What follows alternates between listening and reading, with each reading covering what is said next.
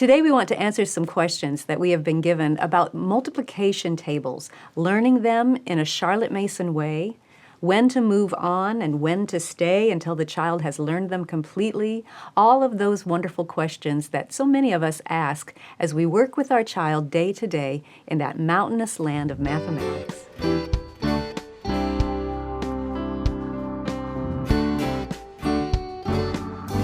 Welcome to the Simply Charlotte Mason podcast. I'm Sonya Schaefer. As we talk about these questions we have with learning the tables and when to move on, we've called in the expert, Richele Baburina. Thanks so much for joining us, Richele. Thanks for having me. I'm not sure, I'm one of the few people maybe so excited to talk about multiplication tables. Yeah, that's right. That's right. So talk about them. Okay. Yeah. We need to know how our children should go about learning them in a Charlotte Mason way, and then the details about when do you move on and when do you stay on the same table. Those are the big questions we're wondering about. Where do you want to start? All right. Well, you know what? I'm going to start with a quote because I think that this one quote by Irene Stevens, who is the math and science lecturer at Charlotte Mason's teaching college, which meant she basically was teaching the teachers how to teach math. Yes. And so I'm going to start with a quote by her because I think that kind of lays out the direction that we're going to go in today. Good. So she says, "There is no royal road to the multiplication table. It must be learnt by heart.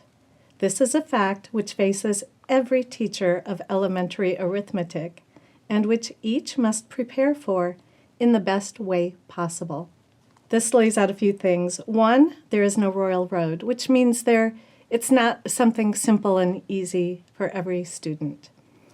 It must be learnt by heart. This answers the question, did Charlotte Mason want her students learning the multiplication tables by heart? The answer is yes. And I would say that is because it is such a great tool in each child's toolkit that they get to carry with them throughout all the higher maths as well. This is a fact which faces every teacher of elementary arithmetic. So, hey, we're all in this together, which each must prepare for in the best way possible. And the beauty of Charlotte Mason and Irene Stevens is they laid out a very clear roadmap of kind of the best way possible to do this. And we have put our lessons together in the Charlotte Mason Elementary Arithmetic book so that you can follow that roadmap with your student. Will you walk us through it, just shortcut today? Sure, we'll just do a short What are the one. steps involved? Sure. A Charlotte Mason way of learning multiplication tables. What are the steps? Okay, and maybe in the show notes we can also have the the long version, because we have done a podcast on learning the multiplication tables, and we go into a lot of detail there. So we'll leave a link to that as well. So the first thing is the way that we introduce the ideas of multiplication, and we start by introducing the idea of multiplication as quick addition.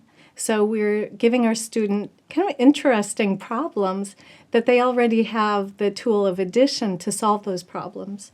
But as they're adding more and more times, say the number 4, we have given the number 4 5 times, and then we get to show them that there's actually a shorter method to do this. And we'll introduce the symbol for times at that point. And so even why we say times is going to be evident to the student, and it's going to help that idea kind of embed in them. So that's our basic introduction. And then once we do that, we're going to move to the tables. Also, it was important that students don't memorize tables or math facts without ever having proven them. So this introduction is going to give them a chance to kind of prove each of those facts. With manipulatives, with everyday objects, so they can see the why behind the formula, if you will, or what they're memorizing. Yeah. Right, and that really helps give them kind of that hook to, this is why I'm memorizing it, and so there is not a why do I have to memorize these.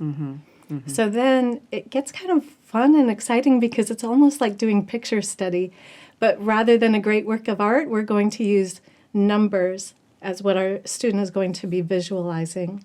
So we start out, and each multiplication table is taken individually.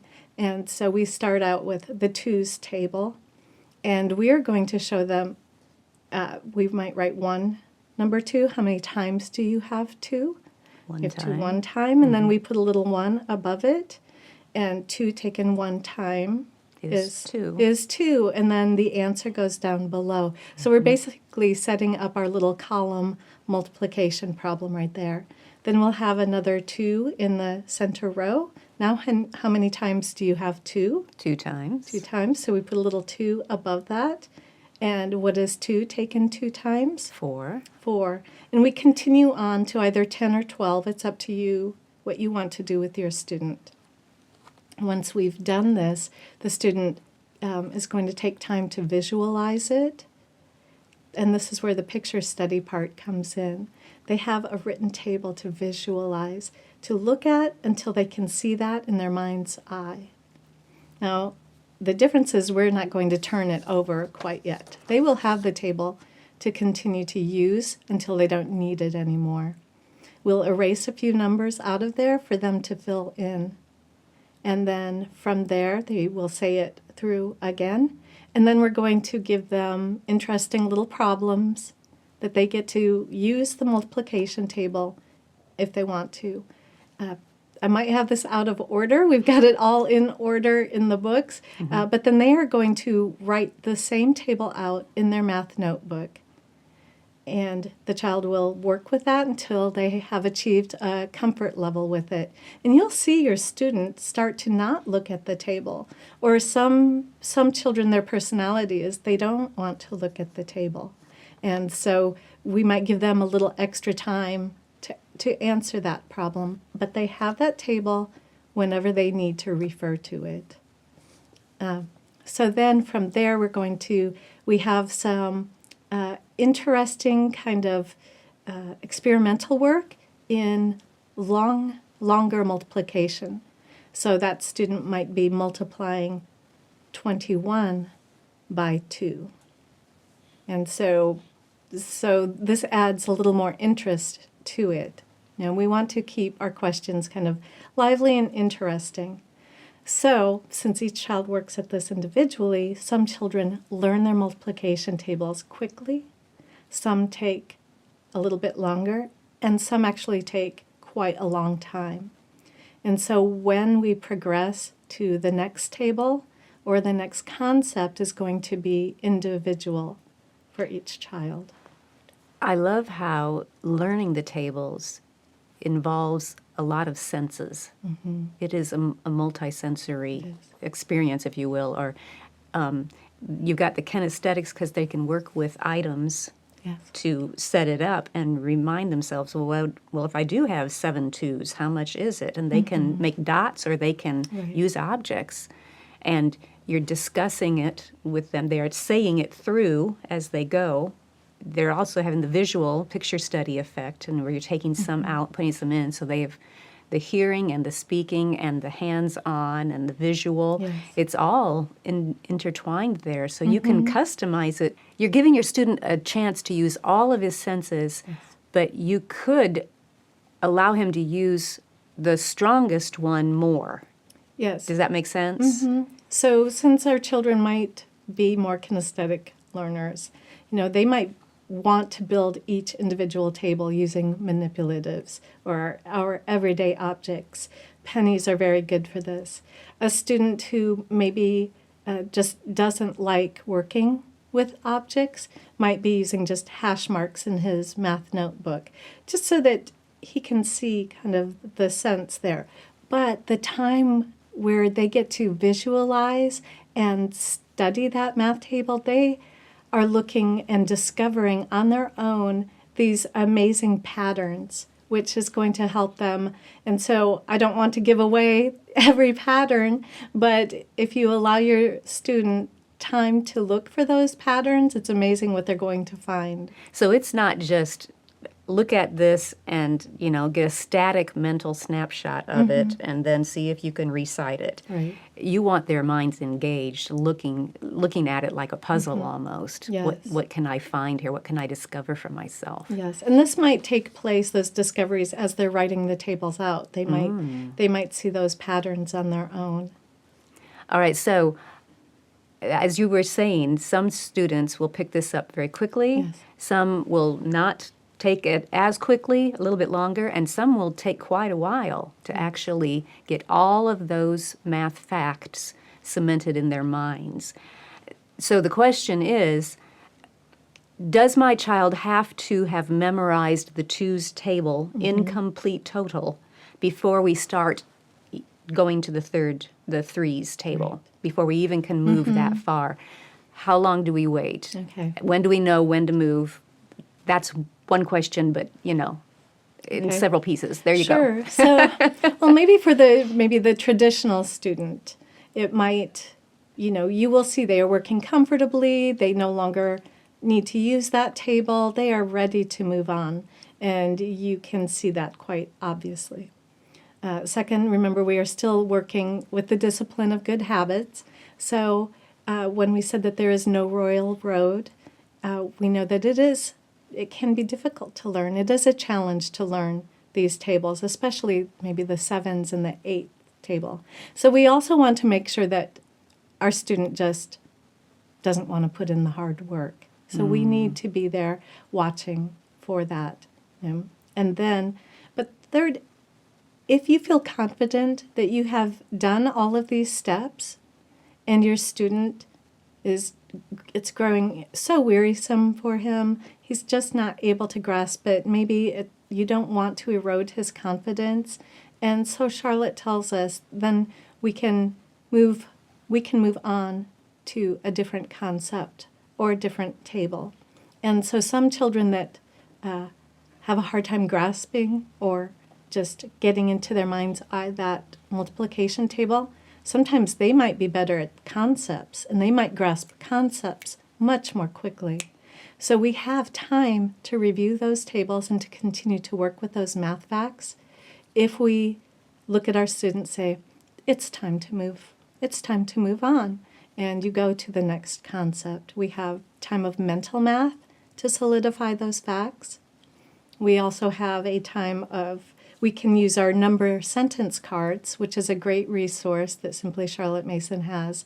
And there are maybe 6 different problems. I think we have 500 cards for the multiplication facts. And so we can use those as a way to help solidify those facts. So we always have, yes? Talk about how to use those, that they are Okay. not flashcards. They're not flashcards. So each card would have 6 different facts. So it might be, if we're learning the twos, it might say 2 times 9, 2 times 7, 2 times 2, 2 times 4. So they're not in order. So 6 of those facts on one card. So we might pull out a couple of cards at the beginning of the lesson to have on hand, say, if mother gets interrupted, somebody's at the door, or there's a diaper to be changed. We can take those cards specific to where our child is, and they have those cards so they can work those problems in their math notebook or the dry erase board, however you wish, as you go to attend to something else. So it doesn't interrupt the math lesson. Or you can take those and you can use those for your mental math, the oral work part of your lesson, and you can use those kind of as to help you say, oh, my child needs help on this math table, or they haven't solidified that, but we've moved on. So take those cards and you can use those to give math questions in oral form during your time of mental math.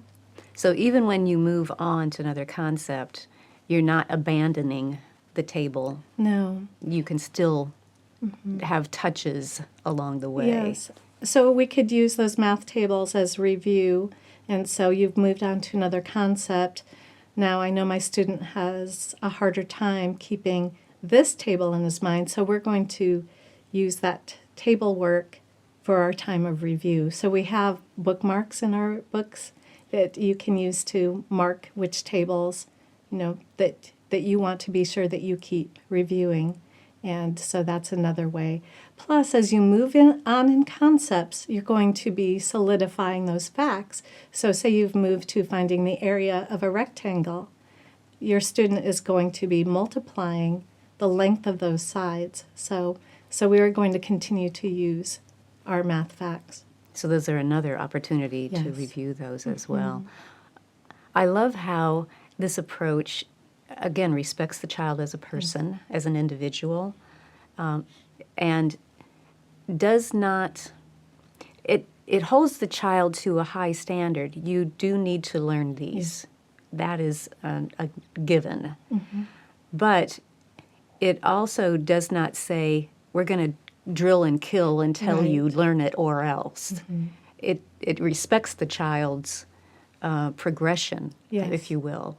That's a wonderful combination. It really is. And I have to say, when you said respect the child, I just think about my own children. My firstborn, he had his math facts down very quickly. And my second one was a lot faster at concepts, but he could not retain those facts without that constant 5 minutes of mental math. And so we had moved on in concepts, but as we continued with that mental math and time of review, eventually he had them, and he did want to learn them because he was so good at concepts that not knowing the math facts, not having it learned by heart, was holding him up from where he really wanted to chew into more difficult ideas. So again, it's the guide by the side as you're walking with your student through that land. That's a wonderful way to teach them the math facts. I guess it's not really even teaching them the math facts. It's helping them discover those tables for themselves and the relationship between those numbers, and then encouraging them and being faithful to help them solidify those facts in their heads. So important. Yes. I think one thing I want to add is that if we don't look at the math facts as just a drudgery, but really a time of exploration and adventure where they are able to discover some great patterns, and you might see them too as you start filling out that multiplication table yourself, because it is such a unique way to have instead of maybe a hundreds chart, which I don't eschew at all, but when you see each number with its own multiplication table and you see these patterns, it makes it quite exciting, because suddenly if you have caught that pattern, you can actually answer, maybe your 9 times 14 or 9 times 15 because you understand the pattern. And I'm not saying to give your child just a shortcut. I mean, we have the idea of fast addition. We also have the idea of the way that the child is learning, and we're twisting and turning those questions. They're actually learning their division table at the same time, which makes it kind of fun.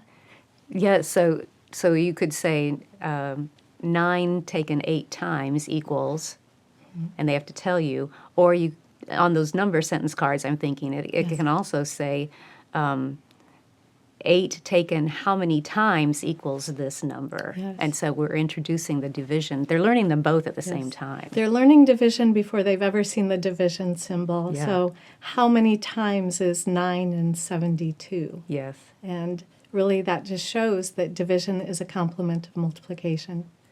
Which is another wonderful concept, a discovery that they can make on their own. I remember one of my grandchildren was learning the multiplication tables using this approach. And she suddenly looked at her mom and said, "But that's just division." I thought I was going to learn the multiplication and then the division, and I'm doing both at the same time. The light went off, She saw how they were totally interrelated. Yes. So that's what we want for our kids. Yes. And they'll see pretty quickly, I think, that 7 times 9 is the same as 9 times 7. So without telling them, we have the commutative property. happening here. They won't learn that till much later, but they will already have discovered it themselves. And that's what Charlotte Mason says makes every child another Newton. When they look at a flower, they are making these discoveries that mathematicians made long ago. Yeah, just like in nature study, they discover many things firsthand that they don't get the name for until later. Yes. But they know it. They know it intrinsically. So I would encourage the parent to look at this as part of the whole of mathematics. You know, we might just see that twos table or fours table, but really it's part of the wondrous whole. And we want to give our child enough time to investigate and explore the multiplication tables before moving on. Yes, wonderful, wonderful. And all of these wonderful ideas and helpful tips are in the front of each of the Charlotte Mason Elementary Arithmetic books that you have written. So any of the books that contain the tables will have these reminders in there, and the step-by-step is in there as well. So all the guide that we need is there to help us be a guide to our students. Thank you for writing those, by the way. You're welcome. If you enjoyed this podcast, be sure to subscribe. Thanks for joining me. I'll see you next time.